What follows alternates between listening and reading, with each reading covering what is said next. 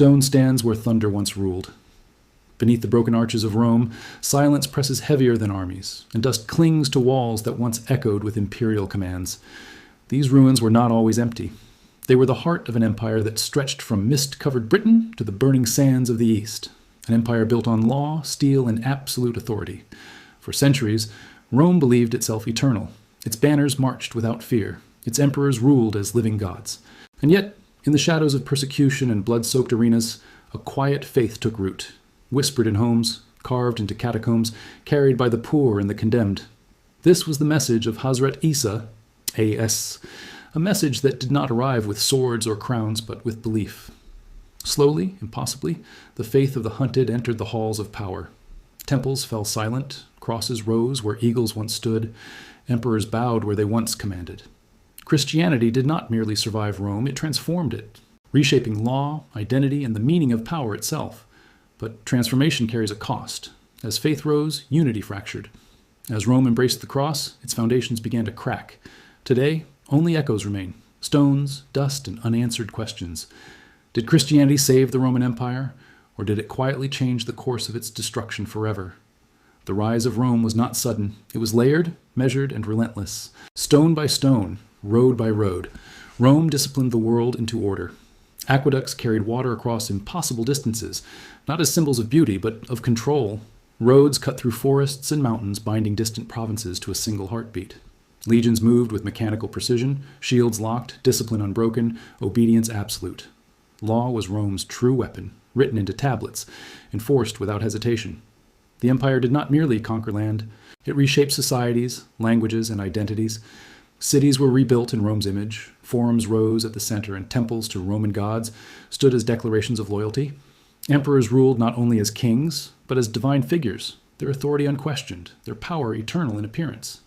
Within this structure, women of the imperial court appeared veiled and heavily clad in long garments, symbols of lineage and continuity rather than individuality. Moving quietly through palaces built for domination, Rome believed permanence was its destiny, that history itself would bend and remain frozen beneath its rule, and for a time it seemed true. Yet beneath this monumental order a different current began to flow. Far from marble halls and golden standards, a message spread among the poor, the enslaved, and the forgotten. It carried no army, no architecture, no visible power. It carried belief. The teachings attributed to Hazrat Isa, A.S., traveled by word of mouth, carried by those with nothing to gain and everything to lose.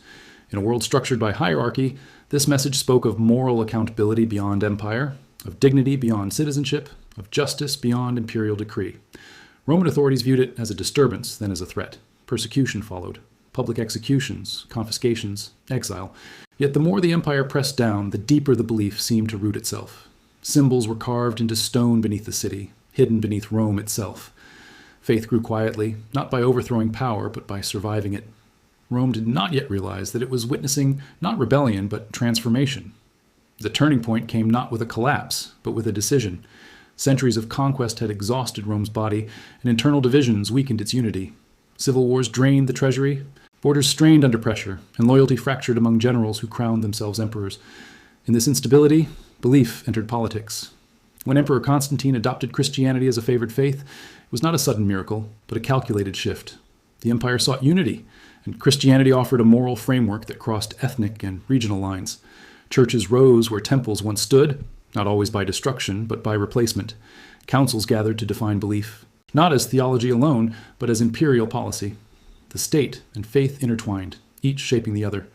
A veiled and robed figure such as Empress Helena moved through history during this era, remembered not for appearance, but for influence, pilgrimage, and symbolic acts that linked empire and belief.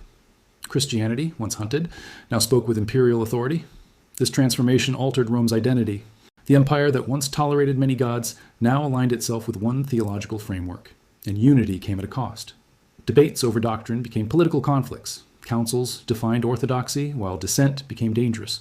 Power, once centralized in emperors, now shared space with bishops and religious institutions.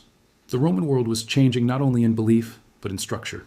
As the empire expanded the faith, it also absorbed new responsibilities, charity, moral law, and social order, shaped by religious values. Yet the empire's borders continued to weaken. External pressures mounted, Germanic tribes pressed from the north, Persian forces challenged the east, and internal corruption hollowed authority. Rome was now carrying the weight of both empire and ideology, and the strain was visible. The fall did not arrive in a single moment. It unfolded slowly, like stone crumbling under centuries of pressure. The Western Empire fractured first. Rome was sacked, not once, but multiple times, each invasion stripping away the illusion of invincibility. Cities emptied, trade routes collapsed. The legions that once defined order were no longer Roman in loyalty or composition. Emperors became shadows, crowned and discarded at the will of generals and invaders. Christianity remained, but the political structure that once upheld it in the West dissolved. Basilicas stood amid ruins. Scriptures survived where laws failed. In the East, the empire endured longer, reshaped as Byzantium, carrying Roman legacy beneath Christian identity for centuries more. Yet even there, transformation was constant. Language shifted, culture adapted. The empire was no longer Rome as it had been. What remained after the fall were not banners or crowns, but stones and memory. Ruins scattered across Europe and the Mediterranean tell a silent story. Arches without processions, roads without legions, walls without defenders. The Christian Roman Empire did not vanish into nothing. It dissolved into fragments that shaped the modern world. Law, architecture, faith, and governance carried echoes of Rome long after its political death. Christianity outlived the empire that adopted it, adapting to new cultures, new powers, new eras. Rome sought eternity through control. Faith sought meaning beyond time. One endured longer than the other, and so history leaves us with a quiet lesson written in dust and stone. Empires rise believing themselves chosen, unbreakable, permanent. They build monuments to resist time, armies to resist chaos, laws to resist decay. Yet time remains undefeated. Faith may guide civilizations, transform power, and reshape identity, but no empire escapes decline. Only the Creator remains constant while human authority fades. The Roman Empire ruled the world, embraced belief, and still fell into silence. Its ruins whisper a truth that history repeats endlessly. Power passes, structures crumble, names are forgotten. But what is beyond empire endures long after the stones have turned to dust.